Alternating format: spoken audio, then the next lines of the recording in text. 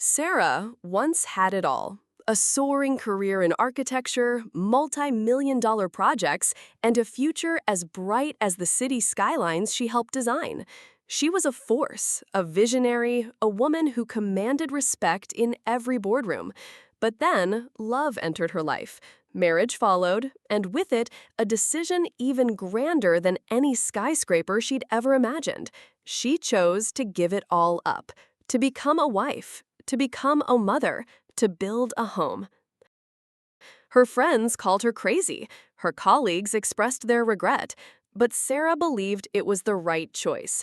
She loved the feeling of nurturing her children, of keeping her home immaculate, of preparing warm, delicious meals for her husband. She believed that the value of a happy family, the joy in her children's laughter, couldn't be measured by a paycheck or a prestigious title. It was a sweet sacrifice, a trade-off she thought was worth every single moment. Years melted into years. Her children grew, the house remained spotless, and the meals were always filled with love. Sarah felt fulfilled. She felt her worth not in million-dollar contracts, but in the quiet peace of her home. She was the hearth, the heart of her family.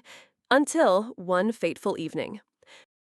Her husband, David, returned home after a long, exhausting day at work. He loosened his tie, tossed his briefcase onto the floor, and sighed, a deep, weary sigh. "I'm so tired," he complained, his voice laced with exhaustion. "I've been spinning my wheels all day. And you've been home doing nothing all day." Doing nothing? That sentence, it was like a cold knife twisting in Sarah's heart. It wasn't just a complaint, it was a complete dismissal of every silent effort, every unseen sacrifice she had made over the years. She looked around her impeccably tidy home, at the clean laundry folded neatly, at the lingering scent of the delicious dinner she had just cleared from the table. She looked at her own hands, calloused from washing, from cooking, from endless cleaning. She remembered the sleepless nights comforting sick children, the early mornings preparing breakfast before dawn, the afternoons spent shuttling kids to activities, the hours spent helping with homework. Tears welled up, but she fought them back. A surge of righteous indignation rose within her. That night, Sarah lay awake, tossing and turning. The anger simmered, then slowly, steadily, it began to transform into an idea, a plan. If David thought she was doing nothing all day, then she would show him what doing nothing truly looked like. She would hold up a mirror to his thoughtless words, and he would see his own reflection in the chaos. The next morning, when David woke up, he found an unusually quiet house. No aroma of fresh coffee, no clatter of pots and pans from the kitchen, no hurried footsteps of Sarah preparing breakfast. Sarah was still in bed, reading a book, looking utterly serene. "Aren't you going to make breakfast?" David asked, a hint of surprise and irritation in his voice. Sarah looked up, her gaze strangely calm. "You said I do nothing all day, didn't you?" she replied, her eyes not leaving the page for long. "So, today, I'm going to do just that. I'm going to have a do-nothing day." David frowned, about to argue, but he let it go. He thought Sarah was just being dramatic, a fleeting fit of pique. He made himself some instant coffee, grabbed a quick piece of toast, and rushed off to work, a faint annoyance still lingering from his wife's unusual behavior. When he returned home that evening, the sight that greeted him stopped him dead in his tracks. Dirty dishes were piled high in the sink, overflowing onto the counter. Leftover food was scattered on the table. Dirty clothes lay strewn across the sofa, on the floor. Beds were unmade, blankets in disarray. The dining table was empty, no sign of dinner being prepared. And Sarah, she was sitting on the couch, watching TV, completely relaxed, as if the growing disorder around her didn't exist. Their children, little Timmy and Lily, were rummaging through the fridge for snacks, looking a bit lost and hungry. "Sarah, what in the world is going on here?" David practically yelled, his voice a mixture of anger and disbelief. Sarah turned, raising an eyebrow with unsettling composure. "Did you forget? I'm doing nothing. You said I do nothing all day, so I'm simply enjoying a true do-nothing day. You said I do nothing all day, so now I'm showing you what doing nothing truly means." David stood there, dumbfounded. He couldn't believe his eyes. His usually meticulous, caring wife was acting like a complete stranger. In the following days, the situation only deteriorated. Sarah absolutely refused to lift a finger for any household chores. She still cared for her children, but only to a minimum. If they were hungry, she'd point to the fridge. "You can grab something yourself, honey."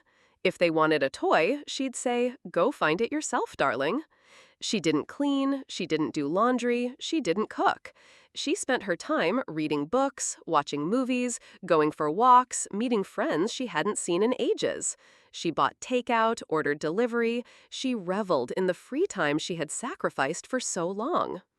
The once immaculate, sparkling home became a literal battlefield. The smell of stale food, dirty laundry, and dust began to permeate every corner. Piles of papers, toys, and books accumulated everywhere. David had to do his own laundry, cook his own meals, often quick, unappetizing ones or fast food, and attempt to clean up parts of the house. He quickly realized that housework was far from simple. Cooking a decent meal took more time than he'd ever imagined. Laundry, drying, folding clothes was an endless process. Cleaning the house was a constant battle against dirt and disarray. Every time he came home, he was met with a chaotic scene and a heavy weight settled on his shoulders. He missed the homemade meals, the spotless house, the fresh, ironed clothes Sarah used to prepare for him every morning. The children also began to feel the discomfort and confusion. They were used to their mother's constant care, to being hugged and read to every night, to her preparing delicious meals. Now, with Mom doing nothing, they had to fend for themselves. Little Timmy, Sarah's youngest, came up to her one evening holding a dry cracker. "Mommy, aren't you going to cook for me anymore? I really miss your spaghetti." Sarah hugged him close, gently explaining, "Mommy is trying to live like someone who does nothing, sweetie. Your daddy thinks I do nothing all day." Timmy didn't fully grasp the adult conversation, but his eyes, when he looked at David, were full of reproach, confusion, and a hint of sadness. David saw that look, and a knot of guilt began to tighten in his stomach. Day after day, Sarah's doing nothing became an immense burden for David. He was utterly exhausted. He had to deal with the pressures of work, then come home to an endless list of chores, a messy house, and children who seemed to be lacking their mother's usual attention. He began to feel isolated in his own home. In the evenings, instead of resting, he was forced to meticulously do laundry and clean. He had no time to relax, no desire to talk to his wife or children. He slowly began to miss the little things he had once taken for granted. The smell of toast every morning, the faint sound of Sarah humming as she tidied up, the stories about school that Sarah would recount when he came home, and especially the warm family dinners that he had considered a given. He realized that Sarah's work was anything but doing nothing. It was a full-time, unpaid, tireless job, demanding patience, love, and constant dedication. It was the work of turning a house into a home, not just a place to live. One evening, David sat down next to Sarah, looking haggard and utterly defeated. He looked at her, his eyes filled with genuine remorse. "Sarah, I'm so sorry," he said, his voice thick with emotion. He took a deep breath. "I didn't think you'd actually go through with it. I didn't believe you would truly stop doing everything you do for this family." Sarah turned to him. For the first time in days, her eyes housed no coldness, no defiance. Instead, there was a profound sadness.